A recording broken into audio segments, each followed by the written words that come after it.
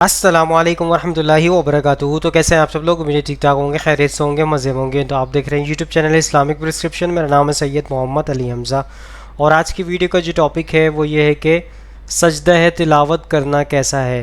جیسے کہ آپ قرآن شریف کی تلاوت کر رہے ہیں اور سجدے والی آیت آ جاتی ہے اور وہ آیت آپ پڑھتے ہیں، تو کیا اسی وقت آپ کو سجدہ کرنا پڑے گا؟ اور کیا سجدہ کرنا فرض ہے یا سنت ہے؟ کیا معاملات ہیں؟ کیونکہ فقہ حنفی کے مطابق تو یہ واجب ہے سجدہ کرنا، اور قرآن و حدیث کی روشنی میں ہم دلائل جاننے کی کوشش کریں گے آج کی ویڈیو میں۔ اور ایک ٹائم تھا جب ہم بچپن میں جو ہے مدرسے جایا کرتے تھے، تو وہاں پر جو ہے قرآن خوانی کے لیے کچھ لوگ آیا کرتے تھے کہ ہمارے گھر پہ آئیے، اور مدرسے سے کچھ بچے بھیجیے قرآن خوانی کے لیے، اور تاکہ وہ گھر میں برکت ہو۔ اور بھی معاملات کے لیے جو ہے دکان وغیرہ کھولتے تھے، تو اس طرح کے معاملات میں تو بچوں کو بلایا کرتے، تو ہم بھی جاتے تھے وہاں پہ جو ہے قرآن شریف کی تلاوت کرنے، یعنی قرآن کو پڑھنے کے لیے۔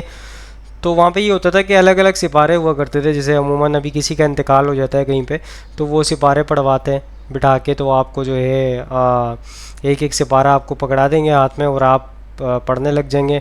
کوئی اماں پارہ پڑھ لیتا ہے، مطلب اس میں جو ہے نا بچے آپس میں جو ہے یہ کرتے تھے کہ مجھے اماں پارہ دے دو، مجھے 29واں پارہ دے دو، مجھے 28واں پارہ دے دو۔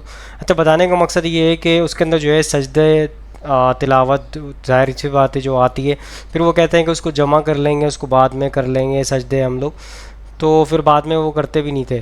تو اس طرح کے معاملات ہوتے ہیں، لیکن فقہ حنفی کے مطابق وہ مدرسہ دیوبند کا مدرسہ ہے جہاں سے میں نے تعلیم حاصل کی ہے، تو اس کے اندر یہ معاملہ تھا کہ اس طرح کے معاملات ہوا کرتے تھے۔ اس کے بعد بریانی وغیرہ، بسکٹ وغیرہ، اس طرح کی ریفریشمنٹ وغیرہ بھی ہوا کرتی تھی۔ تو اس دور کے بعد سے تو پھر میں نے جب پڑھنے کے بعد 7-8 سال کی عمر میں قرآن نادرہ کر لیا تھا پورا کمپلیٹ، 2 مرتبہ قرآن جو ہے کمپلیٹ کر لیا تھا، تو اس کے بعد تھوڑے بڑے ہونے کے بعد 13 سال یا 14 سال کی عمر میں نے ریسرچ شروع کری ان چیزوں پہ، تو پھر آہستہ آہستہ اللہ تعالیٰ نے ہدایت کے راستے پہ جو ہے گامزن رکھا ہے۔ تو انشاءاللہ دعا یہی ہوتی ہے ہماری کہ اللہ تعالیٰ ہمیں ہدایت کے راستے پہ چلا کے رکھے۔ تو علماء کرام سے جاننے کی کوشش کریں گے اس حوالے سے کیا معاملات ہیں قرآن و حدیث کی روشنی میں، یہ واجب ہے سجدہ کرنا یا نہیں ہے۔ تو چلیے سٹارٹ کرتے ہیں، مفتی اکمل کا موقف لیتے ہیں اس حوالے سے، وہ کیا کہتے ہیں۔ ایک انہوں نے کہا کہ جب ہم پورا قرآن پڑھ رہے ہوتے ہیں تو کیا جیسے جیسے آیت سجدہ آئے سجدہ کرتے جائیں، یا پورا قرآن ختم کر کے 14 سجدے ایک ساتھ کر لیں؟ دیکھیں یہ صورت بھی بالکل جائز ہے کہ آپ پورے 14 مطلب آیات سجدہ 14 پڑھ کر پھر ایک ساتھ 14 سجدے کر لیں، لیکن افضل اور اولا صورت یہ ہے کہ جیسے آیت پڑھیں آپ اس کے بعد سجدہ کر لیا کریں، کیونکہ کیا پتہ کس نے گارنٹی دی ہے کہ اگلی آیت سجدہ آپ پڑھ بھی سکیں گی کہ نہیں، ہو سکتا ہے پہلے موت آ جائے، اس لیے جو چیز آپ پہ واجب ہوتی جا رہی ہے اس کو فوراً سے پیش ادا کرتے رہیں گے، بہت ہی اچھا ہے۔ ایک انہوں نے کہا کہ اس کی نیت کس طرح کریں گے؟ بس آپ دل میں نیت کر لیں کہ میں اس آیت کا سجدہ ادا کر رہا ہوں، یا جو اس آیت کے پڑھنے کی وجہ سے سجدہ مجھ پر واجب ہے میں اس کو ادا کر رہی ہوں۔ زبان سے کہنے کی کوئی حاجت نہیں ہوتی، دل میں پختہ ارادہ کافی ہے۔ اس میں کوئی ہاتھ وغیرہ نہیں اٹھائیں گے، صرف آپ سیدھی کھڑی ہوں، اللہ اکبر کہہ کے سجدے میں جائیں، اور ایک سجدہ بس کرتے ہیں اس کا، تو اس میں تسبیحات پڑھیں، اور اس کے بعد اگر سیدھی کھڑی ہو جائیں تو بہت ہی اچھا ہے، ورنہ اگر سجدہ کر کے آپ بیٹھ جائیں کافی ہے، اس میں سلام وغیرہ نہیں پھیرا جاتا۔ دوستو آپ کے سامنے مفتی اکمل صاحب کا میں نے موقف پیش کر دیا۔ انہوں نے کہا کہ جو ہے ایک ساتھ جو ہے جمع بھی کر سکتے ہیں، آپ قرآن شریف پورا کمپلیٹ کر لیں، آپ جتنے سجدے ہیں قرآن شریف کے اندر 13-14 جو سجدے موجود ہیں، تو وہ سجدے آپ جو ہے قرآن کمپلیٹ کرنے کے بعد ایک ساتھ بھی ادا کر سکتے ہیں۔ اور لیکن انہوں نے کہا کہ بہتر یہی ہے کہ آپ جو ہے جیسے ہی سجدے والی آیت پڑھیں تو فوراً آپ سجدہ کر لیں، تاکہ وہ کیونکہ وہ واجب عمل ہے، اس سے پہلے آپ کو پتہ نہیں ہے موت آپ کی کب واقع ہو جائے، اور ہو سکتا ہے واجب آپ کا چھوٹ جائے۔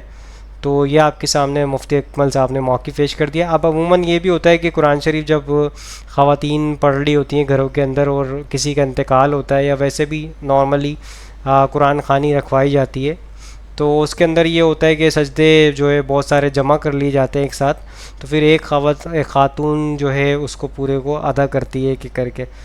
تو پہلی بات تو یہ ہے کہ یہ قرآن خوانی کا کانسیپٹ تو اسلام کے اس سے ثابت نہیں ہے کہ قرآن خوانی کی جائے، سب کو اکٹھا کی جائے اجتماعی طور پہ، تو اس طرح کا معاملہ جو ہے قرآن حدیث سے نہیں ملتا ہے کہ اس طرح کے معاملات میں کسی کو بخشا جائے. مردے کو بخشنے کے لیے جو ہے آپ بہت سارے خواتین کو بلائیں یا مردوں کو یا مدرسے کے بچوں کو بلایا جائے, تو یہ قرآن و حدیث کی روشنی میں ثابت نہیں ہے.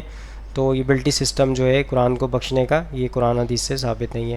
آپ کے سامنے میں نے موقف پیش کر دیا, اور وہ پریشان ہوتی ہیں خواتین کہ اب تو بہت سارا سجدہ تلاوت ہم پہ جو ہے واجب ہو چکے ہیں.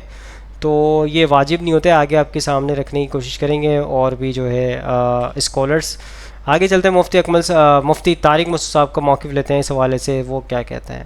سال کے سجدہ تلاوت واجب ہوں تو کیسے ادا کریں؟ اگر کسی شخص نے پچھلے 8 سالوں سے اب تک لا علمی کی وجہ سے سجدہ تلاوت ادا نہ کیا ہو تو اس کے لیے کیا حکم ہوگا؟ محمد عرفان اعظم گڑھ. بھائی سارے سجدے کر لے, کتنا ٹائم لگتا ہے؟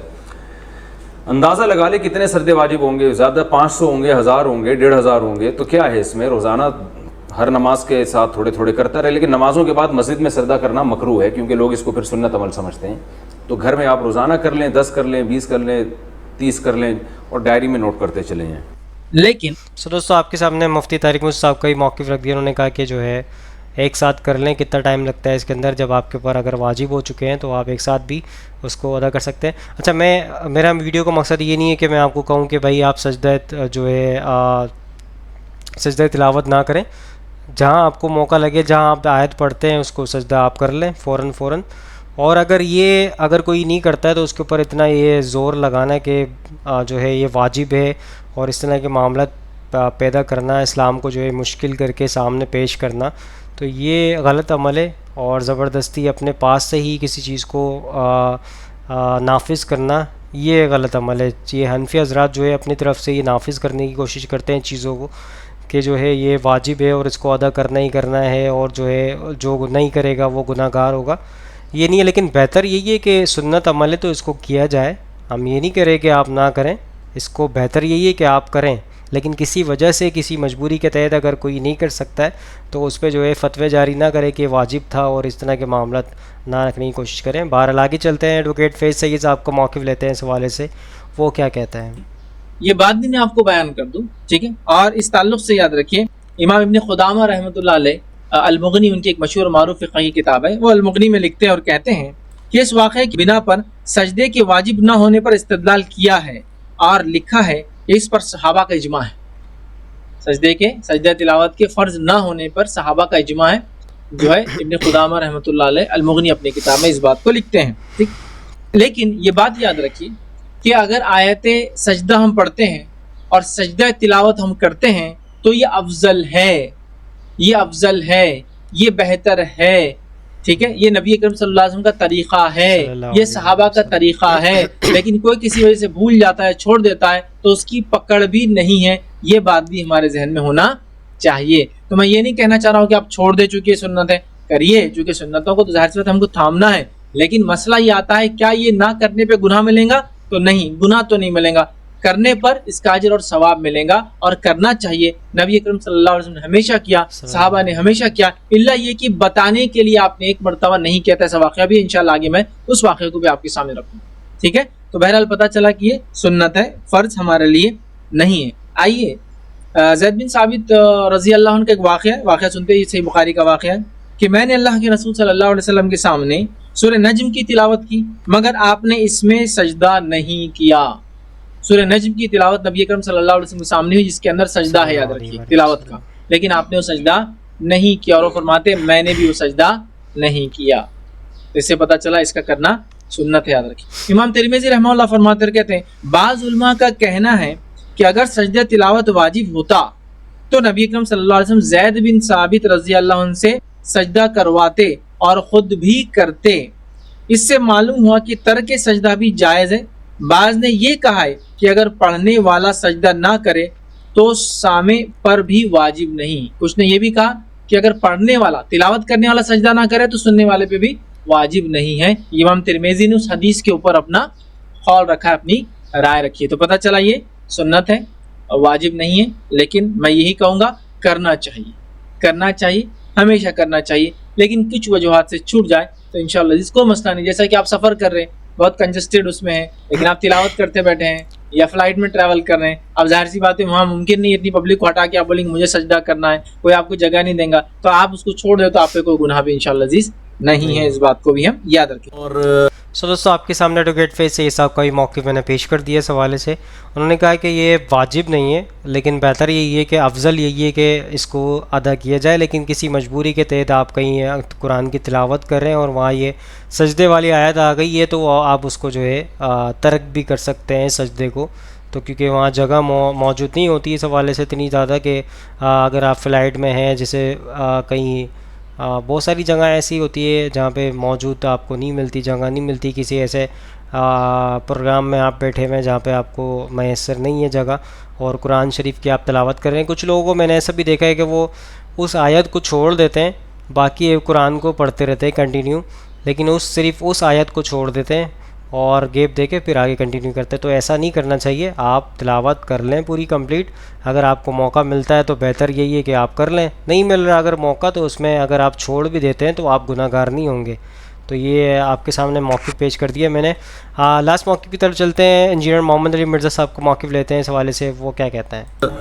سجدوں کو بھی اسی میں ڈسکس کر لیں. قرآن حکیم میں 15 مقامات ایسے ہیں جن میں سجدے بھی ہیں, وہ آیات سجدہ ہیں. نبی علیہ السلام کی سنت ہے وہاں پہ سجدہ کرنا, واجب نہیں ہے, کیونکہ بخاری میں حدیث موجود ہے کہ نبی علیہ السلام نے کئی دفعہ وہ آیات تلاوت کی اور سجدہ نہیں کیا, اور حضرت عمر نے بھی نہیں کیا. صحیح بخاری میں حضرت عمر نہ کر کے بتاتے تھے کہ ہم اس لیے نہیں کر رہے تاکہ تمہیں پتہ چلے کہ یہ واجب نہیں ہے. جو ہماری بوڑھی عورتیں بیچارے سجدے سنبھال کے بیٹھی ہوتی ہیں, میں نے سجدے کرنے نے, کیونکہ وہ واجب قرار دے دیا گیا اسے.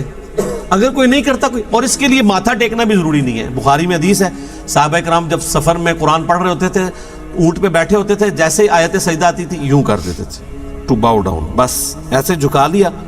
یہاں پہ بھی جب آیات سجدہ آتی ہیں, 9 سال میں ہم نے قرآن مکمل کیا ہے تو کبھی نیچے اتر کے نہیں کیا, ہمیشہ میں یہیں پہ یوں کرتا ہوں, باقی لوگ بھی بیٹھے بیٹھے کر لیتے ہیں.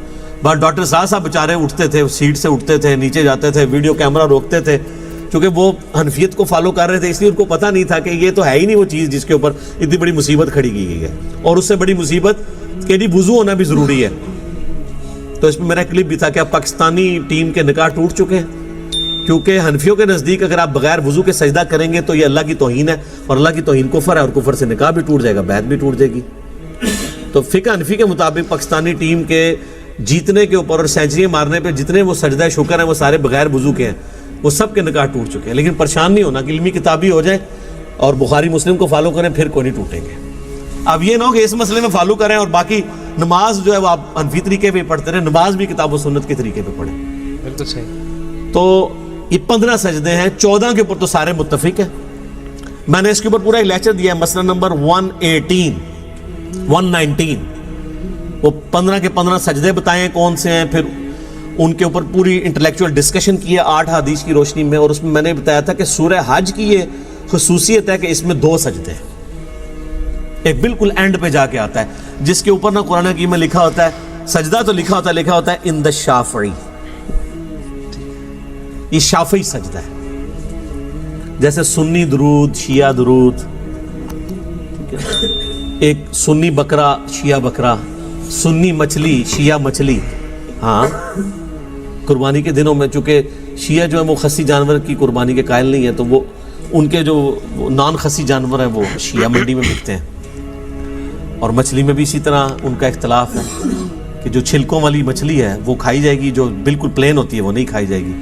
تو اس طرح قرآن کے سجدے بھی جو ہے نا وہ فرقہ واریت کی نظر ہوئے, تو وہ امام شافعی. ہم پہلے یہ پوچھتے ہیں کہ امام شافعی پہ کو وہی نازل ہوئی تھی, امام شافعی سے پہلے جو 200 سال کے مسلمان ہیں ان کے نزدیک سورہ حج کا سجدہ ہے تھا یا نہیں تھا؟ ایک سمپل سوال. امام شافعی تو پیدا ہوئے 150 ہجری میں, فوت ہوئے ہیں 204 ہجری میں. امام شافعی کی پیدائش سے پہلے 150 سال کے جو مسلمان ہیں وہ کیا سجدہ کرتے تھے, وہ آپ حدیثیں اٹھا کے دیکھ لیں, جامع ترمذی میں, ابو داؤد میں, مسند احمد میں, کہ سورہ حج کی فوقیت ہے 2 سجدوں کی وجہ سے. تو احادیث میں تو 15 ہی سجدے تھے, اور امام شافعی کا موقف یہ ٹھیک ہے, یہ امام شافعی کا سجدہ نہیں ہے, یہ احادیث کا سجدہ, اور حدیثیں تو امام شافعی کے ابا اور دادا اور پردادا کی بھی پیدائش سے پہلے کی ہیں. تو سورہ حج میں 2 سجدے. دوستو سارے علماء کرام کو موقف آپ کے سامنے پیش کر دیا. اس کا مقصد یہ ہوتا ہے اس کے ذریعے حق بات تک بآسانی آپ سب پہنچ سکیں.